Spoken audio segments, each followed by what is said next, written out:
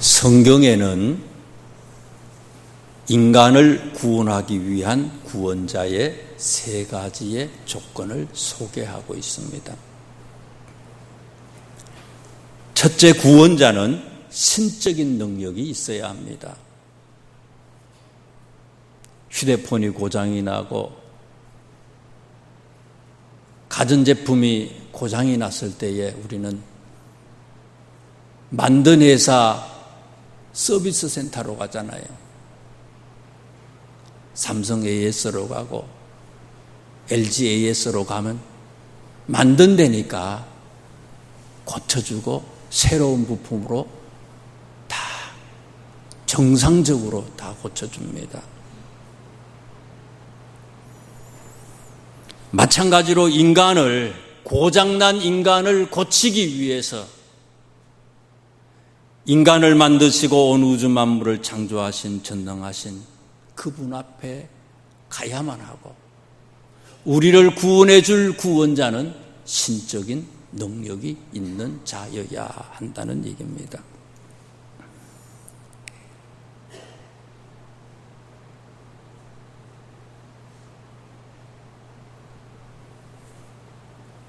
백억 곱하기, 제가 가끔 이렇게 예를 드는 게 있어요. 그래서 100억 곱하기 유한 그러면 유한이잖아요. 이거하고 비교해서 1 곱하기 무한대 하면 뭡니까? 무한대 아니에요. 1이라고 하는 거는 정수 중에서 가장 작은 숫자예요. 우리 인간의 숫자예요. 작고 연약하고 부족하고 아무것도 할 수 없지만 무한하신 분이 우리와 함께 하시면 이렇게 연약한 우리도 무한한 그런 존재가 될 수 있다는 거예요. 구원자는 그래서 신적인 능력을 소유해야 한다 하는 그런 조건이에요. 두 번째, 성경은 구원자의 조건으로 인간적인 성품을 소유해야 한다고 소개하고 있어요. 죄 지은 사람이 가는 곳이 어디예요? 감옥이잖아요. 죄값을 치르는 곳이지요. 그런데 우리 죄가 뭡니까? 우리 죄명이 뭐예요? 마태복음 5장에 보면 6장, 5장, 6장, 7장에 예수님께서 예수 믿는 사람들이 어떻게 살아야 되는지에 대한 얘기들을 말씀해 주셨어요. 법률이에요. 이렇게 살라고 말씀하셨어요. 그 중에 마태복음 5장 21절 말씀부터 나오는 말씀에 보면요, 노하지 말래요. 화를 내지 말라고 얘기했어요. 누구든지 살인하면 심판을 받게 되리라 하였다는 것을 너희가 들었다. 살인하면 이건 큰 죄라는 거 우리 알고 있잖아요. 그런데 계속해서 5장 22절에 예수님이 이렇게 얘기했어요. 나는 너희에게 이르노니 형제에게 노하는 자마다 심판을 받게 된다. 살인죄보다 더 큰 죄라는 거, 이게. 화를 내는 거, 노를 바라는 거, 형제에 대해서. 형제에 대해서 라가라 하는 자는 공회에 잡혀간다. 욕하는 사람 있잖아요. 미련한 놈이라 하는 자는, 형제에게 미련한 놈이라 하는 자는 지옥불에 들어간다. 살인죄보다 이게 더 큰 죄예요. 형제, 이웃들에게 노를, 화를 내고 욕을 하고 하는 것들 뿐만 아니죠. 계속해서 얘기하잖아요. 5장 마태복음 27절에 보니까 간음에 대해서 얘기합니다. 나는 너에게 이르노니 음욕을 품고 여자를 보는 자마다 마음에 이미 간음을 했다. 뿐만 아니잖아요. 악한 자를 대적하지 말래, 예수님이. 그러면서 하는 얘기가요, 오른뺨을 치거든 맨뺨 또 돌려대래. 이거 못하면 뭐라고? 이거 못하면 죄인이라는 거예요. 살인죄보다도 더하다는 거예요. 이거는 하나님이 정해놓은 법률이에요, 이거는. 또 억지로 오리를 가게 하면 어떻게 하라고요? 그 사람과 어떻게 해주라고요? 심리를 동행해 주래. 이거 역시 살인죄보다 안 행하면 살인죄보다 더하 되는 거예요. 하나님이 정하신 그런 법률이에요. 예수님께서 정하신 그런 법률이에요. 세상에 이 죄 안 지은 사람이 어디 있겠어요? 다 죄를 지었지요. 그래서 로마서에 보니까 모든 사람이 죄를 지었음에 하나님의 영광에 이르지 못하게 됐다 그랬어요. 그 하나님의 영광에 이르지 못한다는 게 무슨 말입니까? 지옥불에 들어가게 됐다는 거예요. 욕하고 참지 못하고 음욕을 예수님의 말씀대로 행하지 않는 그 모든 행위의 사람들, 우리 죄가요 너무 커서요 이 죄값을 우리 인간이 치를 수가 없어요. 어떻게 영창을 갔다 와도 이게 해결이 안 돼. 살인 저지른 사람은 사형을 당하잖아요. 사형을 당해도 이게 해결이 안 돼. 이것을 대신해 줄 수 있는 아무런 그런 능력 있는 대가를 치를 수 있는 게 우리에게는 없어요. 그래서 한 게 뭐예요? 우리를 구원해 줄 수 있는 구원자는 신적인 능력도 있어야 되지만은 인간적인 성품이 있어서 우리의 모든 죄를, 우리 인간의 죄를 대신 사해 줄 수 있는 그런 분이 되어야 된다는 거예요. 하나님이면서도 인간적인 성품을 가지신 분.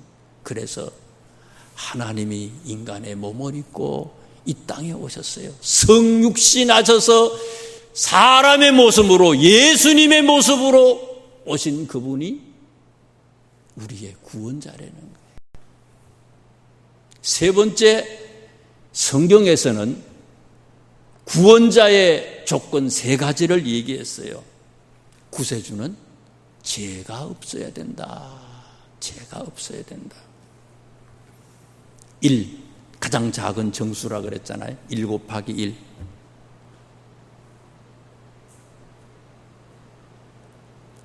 아주 훌륭한 분, 무슨 안병옥 교수 같은 분이라든지 김영숙 교수 같은 분이라든지 무슨 성자 어떤 분 같은 분, 1, 죄가 별로 없어. 1 곱하기 1은 1이에요. 그런데 엄청난 죄를 가지고 있어. 죄 그 자체예요. 엄청나게 많은 죄를 가지고 있다고 생각할 때에 그 죄를 이제 100억이라고 생각해요. 엄청나게 많은 100억의 죄를 가지고 있다 할지라도 곱하기 0은 뭐예요? 0 아니겠어요? 아무리 많은 죄를 저지르고 있어도 죄가 없어야만이 우리 죄를 용서해 줄 수 있다는 거예요. 그래서 성경에 보면 히브리서 4장 15절에 모든 일에 우리와 같이 시험을 받는 자로 돼 죄가 없으시다 그랬어요. 예수님은 그런 분이에요. 불교의 창시자 석가모니도 사람이지요. 무덤이 있어요. 죽었어요. 83세에 죽었어요. 유교의 창시자 공자도 죽었지요. 유명한 철학자 소크라테스도 죽었어요. 그러나 예수님은 십자가에 달리셨지만 3일 만에 부활하시고 신적인 능력을 우리에게 보여주시고 하나님이라고 하는 것을 우리에게 증거하시고 40일 동안 이 땅에 계시다가 많은 사람들에게 당신의 부활의 몸을 보이시고 성천하시고 하늘나라로 가셨어요. 그래서 다른 종교의 창시자들은 감히 말할 수 없는 나는 길이요 진리요 생명이라고 예수님이 말씀하셨잖아요. 요한복음 1장 12절에 영접하는 자 곧 그 이름을 믿는 자들에게는 하나님의 자녀가 되는 권세를 주셨다 그랬어요. 이 세 가지의 조건을 만족하시는 이 구원자 예수 그리스도를 믿기만 하면 하나님의 자녀가 되는 권세를 주셨다고 그랬어요. 요한복음 3장 16절에는요, 하나님이 세상을 이처럼 사랑하사 독생자를 주셨으니 이는 저를 믿는 자마다 멸망치 않고 영생을 얻게 하셨다. 믿기만 하면, 이 세 가지의 조건으로 오신 예수 그리스도를 믿기만 하면 다 하나님의 자녀가 되고 영생을 소유할 수 있다고 성경은 말씀하고 있습니다. 그래서 오셨던 그 예수님, 그분이 이 땅에서 공생의 기간 하나님의 말씀을 증거하시고 십자가에 달리시고 그리고 부활하셨어요. 부활하시고 난 다음에 제자들에게 여러 번 나타났습니다. 여러 번 제자들에게 나타났지만 제자들은 또 도망가고 또 다른 데로 가고 마음을 잡지 못해요. 그런 제자들에게 오늘 요한복음 21장 이 마지막으로 예수님이 제자들에게 나타나시고 베드로에게 유언과 같은 말씀을 하시는 내용이 오늘 본문의 내용이에요. 중요하죠. 유언을 마지막으로 베드로한테 얘기합니다. 이 베드로한테 얘기했다는 얘기는 뭔가 하면 오늘 우리들에게 얘기하는 거예요. 우리 한 분, 한 사람이 다 베드로예요. 우리들에게 예수님이 아주 당부하는 거예요. 유언의 말씀처럼 당부하는 거예요. 무슨 말씀을 하셨습니까? 네가 나를 사랑하느냐? 네가 나를 사랑하느냐? 너가 나를 사랑하느냐? 3번 묻잖아요. 그죠? 계속해서 물어요. 네가 나를 사랑하느냐? 네가 나를 사랑하느냐? 네가 나를 사랑하느냐? 네가 나를 사랑하느냐? 오늘 말씀의 제목이 뭡니까? 사랑한다면. 예수님은 우리가 예수님을 사랑하는지를 묻고 있고, 그렇다면 우리가 예수님을 사랑한다면 어떻게 살 것이냐라고 하는 것을 오늘 본문에 있는 내용은 소개해 주는 그런 말씀이에요. 우리가 주님을 사랑한다면 어떻게 살아야 할 거냐? 사랑한다는 건 도대체 어떤 의미를 가지고 있느냐 하는 것을 성경은 우리에게 소개해 주고 있습니다.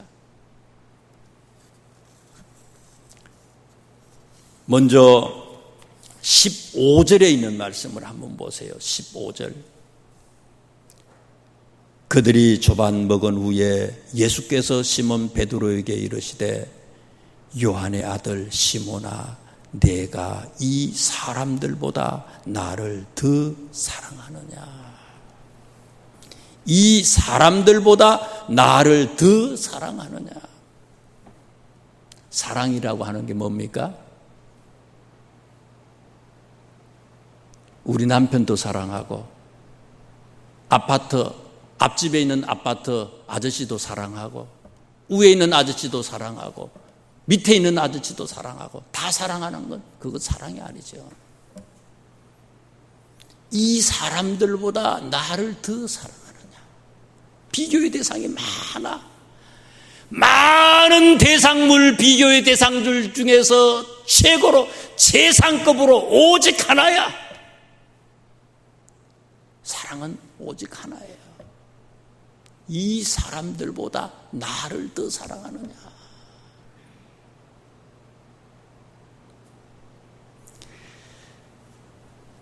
찬송가의 옛날 찬송가에는요 102장인데 요즘 찬송가로 94장에 이런 찬송가가 있어요. 주 예수보다 더 귀한 것은 없네. 제가 맨 처음에 이 주 예수보다 더 귀한 것은 없네, 이 가사말을 이렇게 보면서요, 이거 뭐 잘못됐다 이렇게 생각했어요. 주 예수보다 더 귀한 것은 없네. 이거보다는 보세요, 주 예수님보다는 더 귀한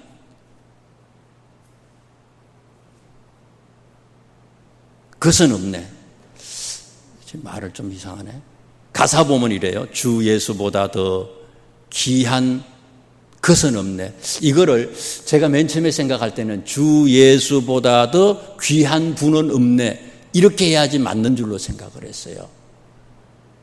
그런데 이거 자세히 생각하면요, 주 예수보다 더 귀한 분은 없네보다는요, 귀한 것은 없네, 이게 더 은혜가 돼요.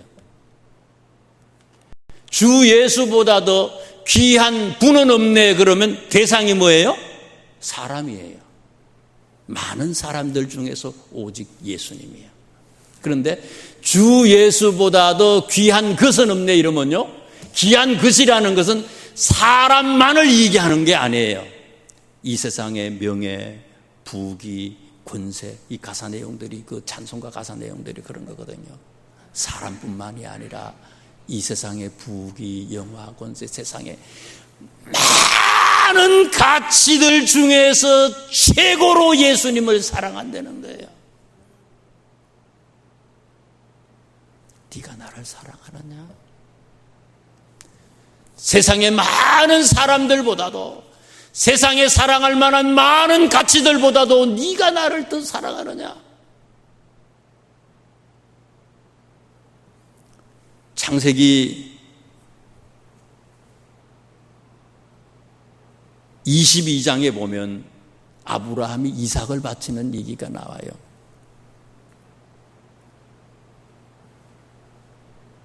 어떻게 해서 얻은 아들입니까?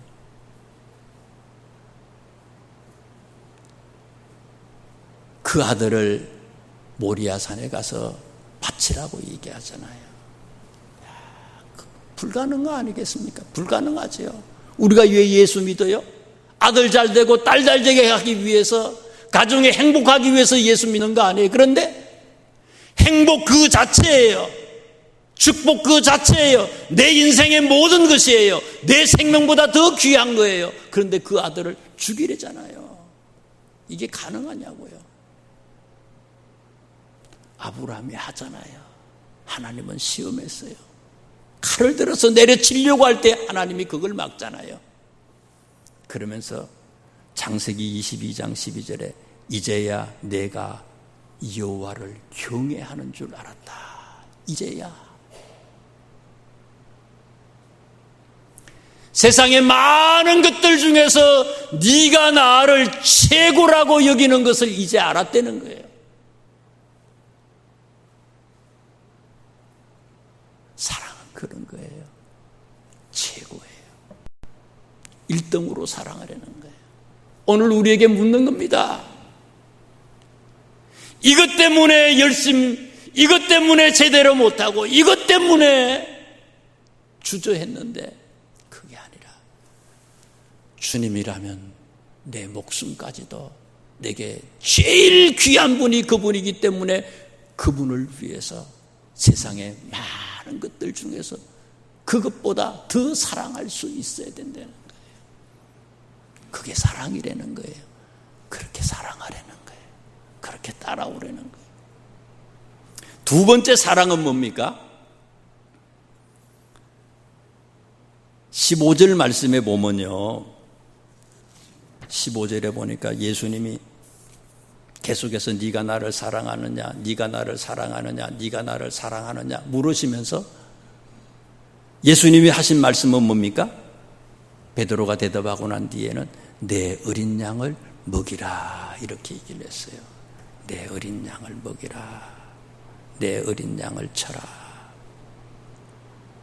이게 무슨 말이에요?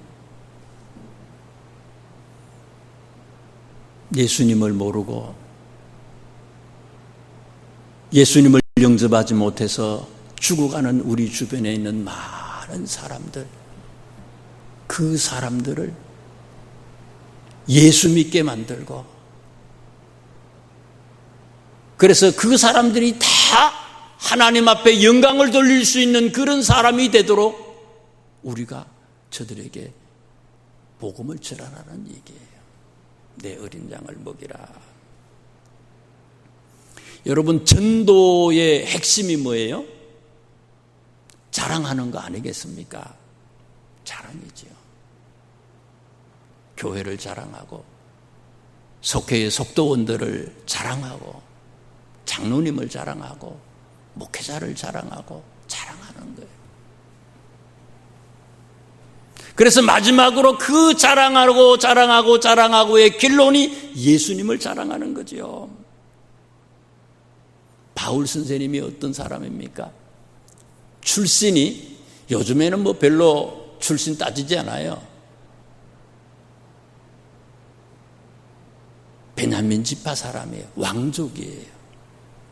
학문으로도 당시에 최고의 학자인 가말리엘이라고 하는 분에게 공부를 배웠던 그런 분이에요. 엘리트 인재죠. 많은 사람들이 갖고 싶어 했던 로마의 소유, 이 시민권도 소유했던 분이에요. 대제사장의 명을 받아서 일을 수행했던 젊은 날에 그런 일을 했잖아요. 명예와 권세와 권력까지 가졌던 분이에요. 그랬지만 바울 선생님은요, 빌립보서 3장 7절 8절 말씀에 예수 그리스도를 아는 지식이 너무 고상하기 때문에 그 모든 것을 나는 배설물처럼 여겼다 그랬어요. 배설물처럼 여겼다. 그러면서 갈라디아 6장 14절에 보면 바울은 이렇게 고백합니다. 내게는 우리 주 예수 그리스도 십자가 밖에는 자랑할 것이 아무것도 없습니다. 이것만 자랑하는 거예요. 자기의 배경, 자기의 출신, 자기의 지식을 자랑하는 게 아니라 예수 그리스도의 십자가 밖에는 나는 자랑할 것이 없습니다. 그것을 고백했던 사람이에요. 사랑은 이와 같이 내게 아무리 자랑할 것이 많다 할지라도 내 것은 보이지 않고 상대를 자랑하는 거예요. 오늘 본문 말씀 제일 마지막 장 마지막 절을 한번 보세요. 25절에 예수께서 행하신 일이 이외에도 많으니 만일 낱낱이 기록된다면 이 세상이라도 이 기록된 책을 두기에 부족할 줄 아노라. 성경이 뭡니까? 이 저자가 예수님을 자랑하는 거예요. 요한이 예수님을 자랑하는 것이 이 요한복음인데요. 요한은 요한 1서, 요한 2서, 요한 3서서 기록하잖아요. 요한계시록도 나중에 기록하잖아요. 요한이 지금 기록한 거, 앞으로 기록할 거, 아무리 내가 말로 예수님을 전하고 글로 전해도 낱낱이 전하고 기록해도 이 세상의 이 기록, 이 책을 두기에는 부족합니다. 다 예수님을 자랑할 수 없다는 거예요. 이게 사랑이라는 거예요. 아무리 얘기해도, 아무리 자랑하고 자랑해도 자랑거리가 끊이지 않아. 예수님을 자랑하는 거예요. 근데 자랑하면요, 주의할 게 있어요. 자랑을 많이 하면요, 상대방이 어떻게 생각합니까? 내 자랑을 막 계속해. 그러면 상대방이 어떻게 생각하겠어요? 지난주에 일이 있어서 고향을 한번 내려갔어요. 시골에 저희 고향 문경시 점촌이라고 하는 게 제 고향인데요. 고향을 내려가는 고속도로를 이렇게 타가지고 내려가는데 어떤 친구한테서 전화가 왔어요. 야, 너는 고향에 어떻게 한 번도 안 내려오냐? 내려가는데 전화가 왔어요. 초등학교, 중학교를 다니고 한 번도 만나보지를 못했던 친구예요. 50년 이상 지난 거죠. 나 지금 일이 있어서 내려가는데 고속도로인데 이따가 만나. 그래서 만났어요. 만났더니 다른 친구를 하나 데리고 왔어. 그래서 빨리 올라가야 되는데 그냥 3시 몇 분인가 만났는데 저녁 8시인가 9시까지 그냥 자기 형수네 식당에 데리고 가가지고 밥을 사주면서 얘기하는데요. 막 계속 이까발총이야. 막 계속해서 막 너무 좋으니까 이 두 친구가 계속해서 얘기하는 거예요. 그래서 그 얘기하는 그 친구는 석재회사의 사장이더라고요. 대표로 있고 또 그 친구가 또 데리고 왔던 그 고향에 사는 또 다른 친구는 그 우리 고향에 있는 새마을 공고의 이사장이더라고요. 두 친구가 또 얘기하면서 또 다른 친구를 또 얘기해요. 어떤 그 녀석이 있잖아. 걔가 평택에서 치과의사협회 회장을 했대. 그런데 잘 돼가지고 시골에 내려왔다는 거예요. 지금 귀향을 했는데 지금 뭐 집을 짓고 뭐 건물을 짓고 막 하는데, 그놈은 말이야 자랑을 엄청 한다는 거예요. 돈을 150억 이상 벌었다는 거야. 친구들한테. 새마을 공고 이사장이 그래요. 걔 150억 벌었다고 그러던데 나한테 150억을 벌었다는 거야. 그게 또 다른 친구가 그래. 그 녀석은 보니까 무슨 의학 박사 자랑 엄청 한다는 거야 이게. 그리고 또 명함에 또 보니까 또 뭐 그냥 어느 서울에서 제일 좋은 대학원에 뭐 이렇게 하는데 졸업은 아닌데 보니까 그거 수료대? 그러면서 하는 소리, 수료가 그냥 그 보니까 그냥 32포인트로 써놨대 명함에. 그런 얘기를 그러면서 하니까 그래. 자기는 시골에 내려왔을 때 그 친구가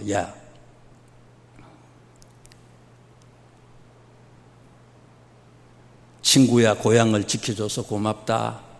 과거에 내가 너무 바빠서 자주 만날 기회가 없었는데 이제 자주 만나자. 그리고 내가 너희들을 위해서 내가 좀 벌었으니까 베풀고 니들 섬기고 내가 그렇게 살게. 이렇게 자기가 생각했대. 그런 얘기를 해요. 그렇게 생각을 했는데 노다지 자랑만 안 되는 거예요. 자랑만 하면 그렇게 되는 거예요. 우리가 자랑을 하면 자랑하는 것처럼 그렇게 살아야 될 거 아니에요. 섬기고 베풀고 살아야 될 거 아니에요.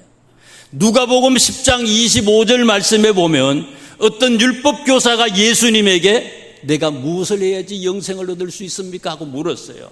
영생에 관해서 물었어요. 그랬더니 예수님이 이 영생에 관해서 자세히 설명하기 위해서 하신 비유가 뭡니까? 선한 사마리아인의 비유예요. 이 선한 사마리아인의 비유의 결론이 뭡니까? 너도 가서 이처럼 행하라 이거예요. 자랑해야죠. 사랑은 자랑하는 거예요. 자랑하지만 그 자랑은 그렇게 너도 가서 행하라 이거예요. 선한 사마리아인처럼 너도 가서 그렇게 행하라. 마태복음 5장, 6장, 7장은 진짜 아주 엄청난 기독교인의 윤리를 우리에게 소개해 주시는 말씀이에요. 그렇게 살려는 거예요. 예수 믿고 구원받으세요. 물론 중요하지요. 그러나 그런 말도 중요하지만 그런 삶을, 높은 윤리의 삶을 살시는 거예요. 그렇게 살아서 진짜 하나님을, 진짜 예수님을 자랑하는 사람이 되려는 거예요.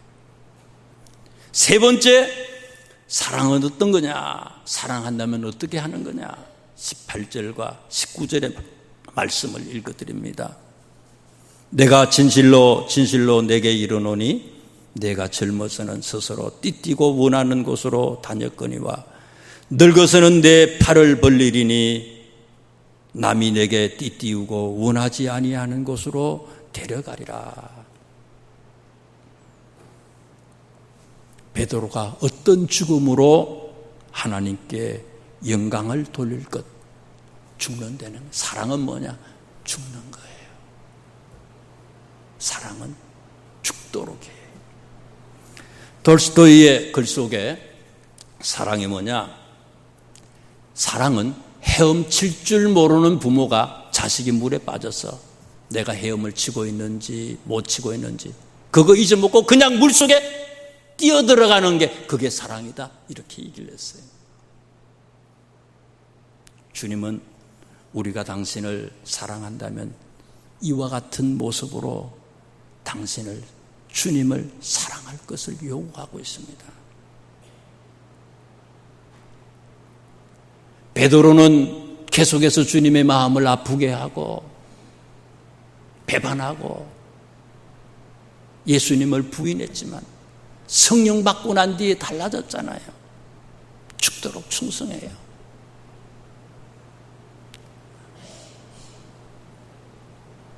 네로 황제 때에 로마의 대화재 사건이 있고 난 다음에 베드로가 순교하는데 예수님은 똑바로 돌아가셨는데 내가 어떻게 해서 똑바로 죽을 수 있느냐고.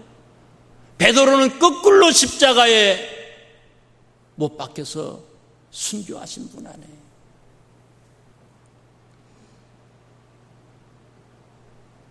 요한계시록 2장 10절에 죽도록 충성하라. 그리하면 내가 생명의 면류관을 내게 주리라 말씀하셨어요.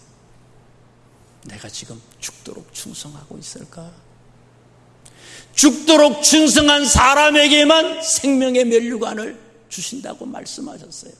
생명의 면류관에 반대되는 말이 뭘까요? 저는 생명의 면류관의 반대말은 개털모자다 이렇게 생각하고 싶어요. 개털모자. 다른 사람은 다 생명의 면류관을 받아서 번쩍번쩍해 냄새나는 개털모자를 쓰고 있어요. 죽지 않으면 구원을 받는데 믿기만 하면 구원 받으니까